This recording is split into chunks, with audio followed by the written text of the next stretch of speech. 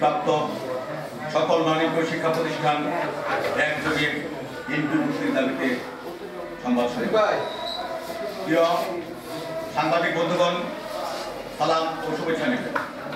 বৈষম্য বিরোধী ছাত্র জনতা জুলাই গণ অভ্যুত্থানের হাজারো শহীদের স্মৃতির প্রতি গভীর শ্রদ্ধা ও বিদেহী আত্মার মাত্রায় এবং আন্দোলনে আহতদের সুস্বাস্থ্য কামনা করছি।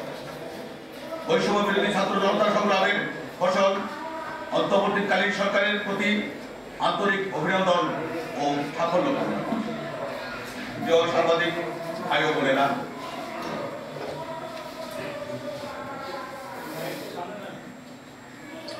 আমরা দীর্ঘদিন যাবৎ স্বীকৃতিপ্রাপ্ত সকল মানবিক শিক্ষা প্রতিষ্ঠান একযোগে এমপি ভুক্তির দাবিতে ন্যায্য ও যৌক্তিক আন্দোলন করে আছি।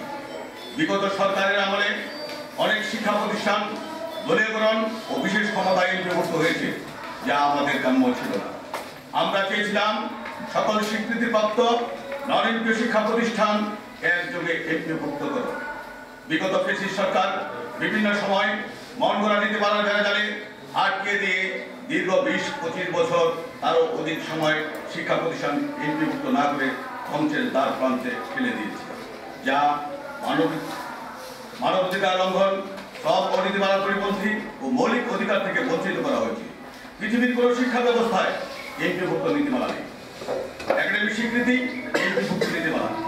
আমাদের বাংলাদেশের শিক্ষা ব্যবস্থায় এমপিভুক্তকরণ নীতিমালা একটা অযৌক্তিক নীতিমালা। প্রিয় সাংবাদিক বন্ধু, আপনাদের মাধ্যমে মাননীয় প্রধান উপদেষ্টা ও শিক্ষা উপদেষ্টাকে বলতে চাই, নন-এমপি শিক্ষক কর্মচারীদের কষ্টের কথা একবার শুনলে চোখের পানি ধরে রাখতে পারবেন না। যারা বেতন ভাতাতে পায় তারা রাজপথে আন্দোলন করে বেতন বৃদ্ধির জন্য।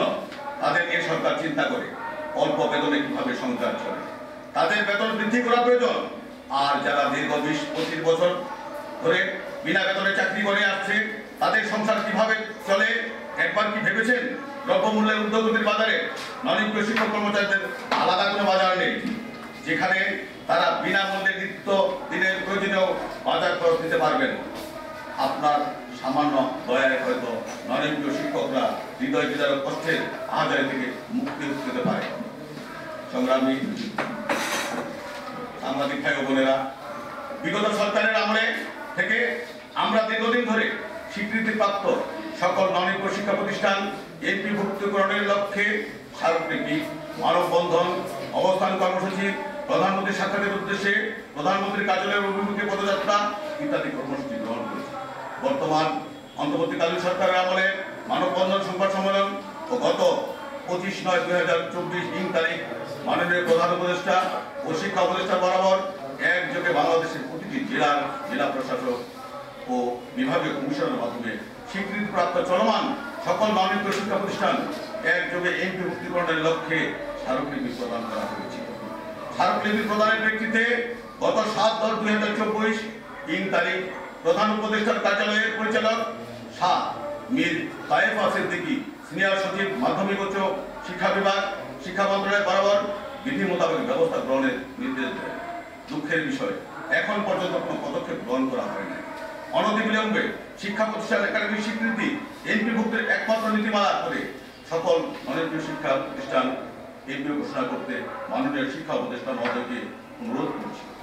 প্রিয় সাংবাদিক ভাই বোনেরা, ইতিমধ্যে বৈষম্য বিরোধী ছাত্র আন্দোলনের আহ্বায়ক হাসনাত আব্দুল্লাহ গত 2 জানুয়ারি 2025 তারিখ এক অনুষ্ঠানে তিনি বলেন, শিক্ষকতা একটি মহান পেশা, যারা শিক্ষার্থীদের তৈরি করে।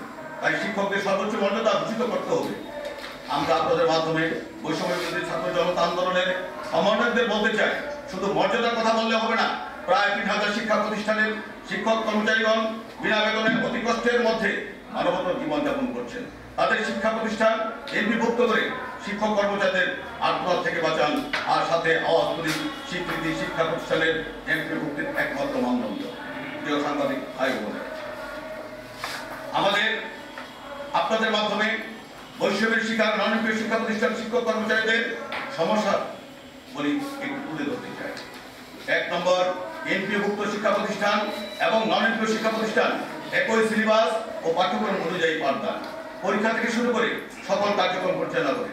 কিন্তু এমপিওভুক্ত শিক্ষক কর্মচারীগণ সরকারের অংশ বেতন ভাতা দিয়ে সহ সকল সুবিধা পায়, আর নন এমপিও শিক্ষা প্রতিষ্ঠানের শিক্ষক কর্মচারীগণ সরকারের অংশ বেতন ভাতা দিয়ে অন্যান্য কোনো সুযোগ সুবিধা পায় না। 2 নম্বর, এমপিওভুক্ত শিক্ষক কর্মচারীগণ তাদের ছেলে মেয়েদের নিয়ে সুন্দরভাবে জীবনযাপন করছে, আর নন এমপিও শিক্ষক কর্মচারীগণ 20-25 বছর বিনা বেতনে চাকরি করে অনাহারে অর্ধাহারে মানবত জীবনযাপন করছে। 3 নম্বর, এমপিওভুক্ত শিক্ষকগণ সামাজিক মর্যাদা পায়, আর নন এমপিও শিক্ষকগণ সামাজিক মর্যাদা থেকে বঞ্চিত। নন এমপিও শিক্ষক কর্মচারীগণ অনেকের ছেলেমেয়েরা লেখাপড়া করে ও সংসারের খরচ মেটানোর জন্য কেউ দিনমজুরি কাজ করছে, আবার কেউ অটো রিক্সা চালাচ্ছে। 5 নম্বর, অনেক নন এমপিও শিক্ষক কর্মচারী সংসারের অভাবে বিভিন্ন এনজিও থেকে ঋণ নিয়ে ঋণের টাকা পরিশোধ করতে না পেরে এলাকা ছেড়ে পালিয়েছে, আবার অনেকে আত্মহত্যা করেছে। বাংলাদেশের রোহিঙ্গাদের শিক্ষা, চিকিৎসা, বাসস্থান ও খাবারের ব্যবস্থা আছে, আর বাংলাদেশি শিক্ষকদের বেতনের ব্যবস্থা হচ্ছে না। 7 নম্বর, দীর্ঘদিন যাবৎ নন এমপিও শিক্ষা প্রতিষ্ঠান এমপিওভুক্ত না হয় শিক্ষার মান নিম্নের দিকে চলে যাচ্ছে, তাই কাম্য শিক্ষার্থী, কাম্য পরীক্ষার্থী, কাম্য ফলাফল সন্তোষজনক নয়। 8 নম্বর, শিক্ষা প্রতিষ্ঠান দীর্ঘদিন নন এমপিও থাকায় অনেক সচেতন অভিভাবক তাদের ছেলে মেয়েদের ভর্তি করতে চায় না এবং ছেলেমেয়েরা ভর্তি হতে চায় না, তাই অনেক শিক্ষা প্রতিষ্ঠান বন্ধ হয়ে গেছে, আবার কিছু শিক্ষা প্রতিষ্ঠান বন্ধের পর্যায়ে। সাংবাদিক বন্ধুগণ, অন্তর্বর্তীকালীন সরকারের মাননীয় শিক্ষা উপদেষ্টা মহোদয়ের নিকট আমাদের একমাত্র দাবি, স্বৈরাচারী এমপিও নীতিমালা 2021 বাতিল করে স্বীকৃতি একমাত্র নীতিমালা কার্যকর করে স্বীকৃতি প্রাপ্ত নন এমপিও সকল শিক্ষা প্রতিষ্ঠান একযোগে এমপিওভুক্ত করতে হবে। সাংবাদিক ভাই বোনেরা, আগামী 20 কর্মদিবসের মধ্যে আমাদের দাবি পূরণ না হলে নন এমপিও শিক্ষা প্রতিষ্ঠান শিক্ষক কর্মচারী পরিষদের যুগ্ম কর্মসূচি চালু থাকবে। 1 নম্বর, মাননীয় প্রধান উপদেষ্টা মাননীয় শিক্ষা উপদেষ্টা বরাবর খোলা চিঠি। 2 নম্বর, কর্তৃপক্ষের সাথে সাক্ষাৎ ও সংলাপ প্রচেষ্টা অব্যাহত রাখা হবে। 3 নম্বর, সাংবাদিক সম্মেলন, গোল টেবিল বৈঠক চলমান থাকবে। 4 নম্বর, সারা দেশে নন এমপিও শিক্ষক কর্মচারীদের নিয়ে মানববন্ধন, অবস্থান ধর্মঘট, প্রধান উপদেষ্টার কার্যালয় বরাবর লং মার্চ, অনশন কর্মসূচি অব্যাহত থাকবে। সাংবাদিক ভাই বোনেরা, এমন অবস্থায় স্বৈরাচারী এমপিও 2000 নীতিমালা বাতিল করে স্বীকৃতি একমাত্র প্রতিষ্ঠান এমপিও ভর্তি নীতিমালা কার্যকর করে সকল নন এমপিও শিক্ষা প্রতিষ্ঠান, স্কুল, কলেজ, মাদ্রাসা, কারিগরি, প্রফেশনাল, ডিগ্রি কলেজ একযোগে সকল প্রতিষ্ঠান এমপিও ভুক্তির আদেশ প্রদান করার জন্য মাননীয় শিক্ষা উপদেষ্টাকে সবিনয় অনুরোধ জানাচ্ছি। পরিশেষে এমপিও ভুক্তির দাবি পূরণের সাংবাদিক বন্ধুগণ অতীতের মতোই আমাদের পাশে থাকবেন, এই প্রত্যাশা ব্যক্ত করে আপনাদের সকলের সুস্বাস্থ্য ও দীর্ঘায়ু কামনা করে আমাদের সংবাদ সম্মেলন এখানে শেষ করছি। সকলকে ধন্যবাদ।